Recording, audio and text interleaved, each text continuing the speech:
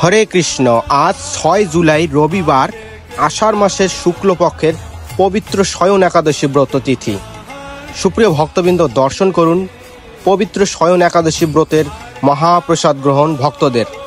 একাদশী ব্রতের প্রসাদ হিসেবে গ্রহণ করছেন ভক্তরা সাগু ফ্রাই, আলু পেঁপের সবজি এবং পায়েস। তার সাথে আরও দেওয়া হয়েছে ভক্তদের শসা এবং চীনাবাদাম দিয়ে সালাদ।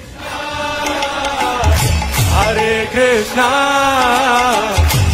কৃষ্ণ কৃষ্ণ হরে হরে, হরে রাম হরে রাম, রাম রাম।